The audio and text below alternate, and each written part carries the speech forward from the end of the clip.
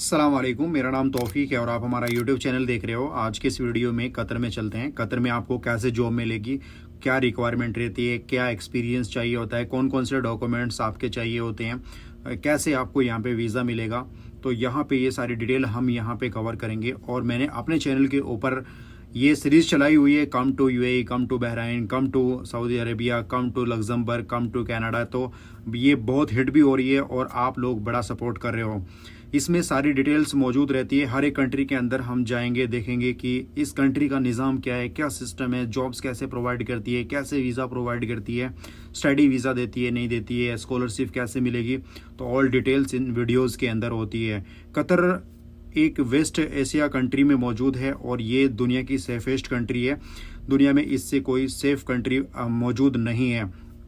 India से करीब 2885 kilometre की दूरी पे है और 4 घंटे का करीब 4 घंटे का सफ़र है। 4 घंटे 10 मिनट, 4 घंटे 15 मिनट, इतना ही टाइम लगता है बस। तो आराम से सफ़र कर सकते हैं। और यहाँ सऊदी अरब के साथ में इसका बॉर्डर कनेक्टेड है। करेंसी की अगर बात करूँ तो यहाँ पे कतरी रियाल चलता है। एक कतरी रियाल की कीमत इंडिया में 22 रुपये 92 पैसे है। ऐसे ही है जैसे नॉर्मली अभी सऊदी अरब का है, तो इसी तरीके से यहाँ पे रियाल्स चलता है। दोहा सबसे बड़ी सिटी है यहाँ पे और यहाँ की कैपिटल भी है और 80% पॉपुलेशन यहीं पे मौजूद है। सबसे भीड़ भाड़ वाला इलाका यही है। सबसे ज़्यादा पॉपुलेशन दोहा के अंदर मौजूद है। टोटल ओवरऑल पॉपुलेशन की अगर बात करूँ 2.6 मिलियन की आबादी है, जिसमें से 12% ओनली 12% कतरी लोग रहते हैं। बाकी के 88% एक्सपेट लोग रहते हैं। 28.8% जो हैं इंडियंस हैं, यानी कि सबसे ज़्यादा यहाँ पे इंडियंस मिलते हैं जो कि यहाँ पे वर्क कर रहे हैं, जॉब्स कर रहे हैं, बिजनेस कर रहे हैं।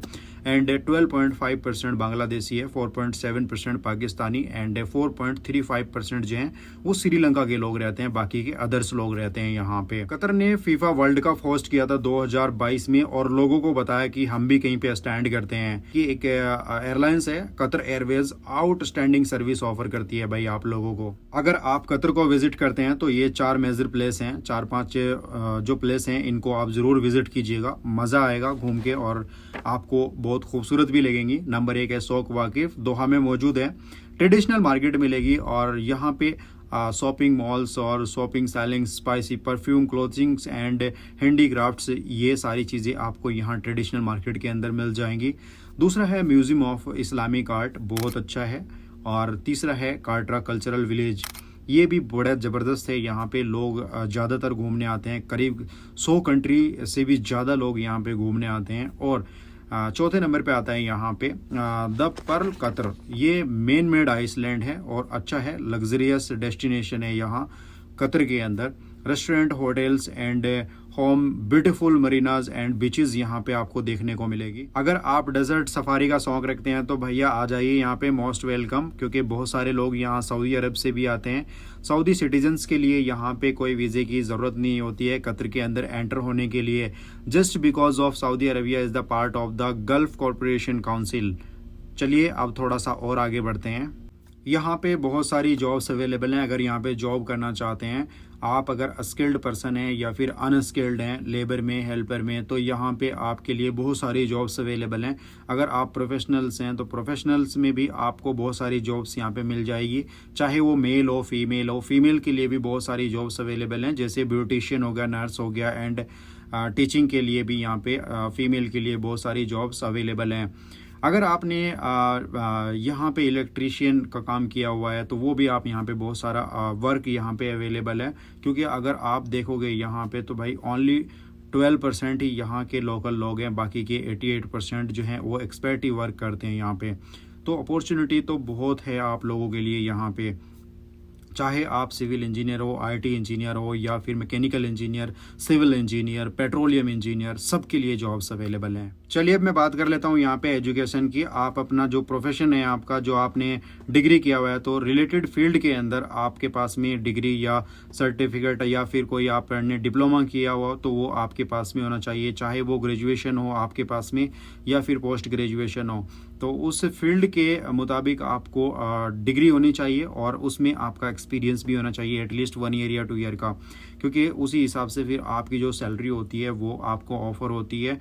अगर यहाँ पे प्रोफेशनल्स के लिए देखेंगे तो 3000 कतरी रियाल से लेके 5,000 6,000 कतरी रियाल तक जो सैलरी है वो ऑफ़र होती है।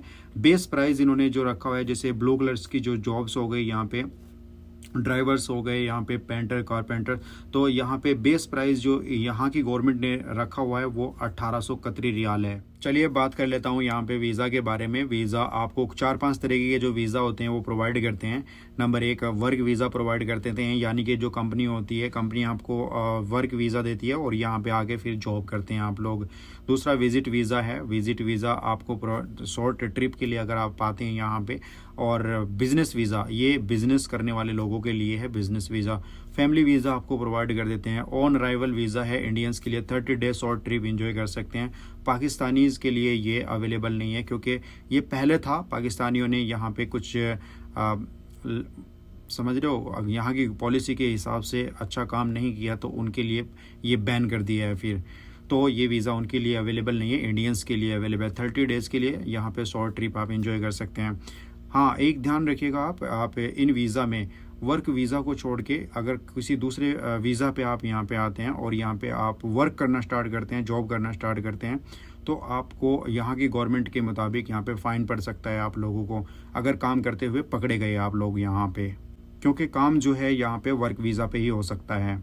वीज़ा से रिलेटेड जितनी भी इन्फॉर्मेशन है, वीडियो के डिस्क्रिप्शन में मैं आप लोगों को वेबसाइट का लिंक दे दूंगा, एक बार चेक कर लीजिए, आपको सारी डिटेल समझ में आ जाएगी और वहां से आप अपना जो वीज़ा है प्रोसेस कर सकते हैं।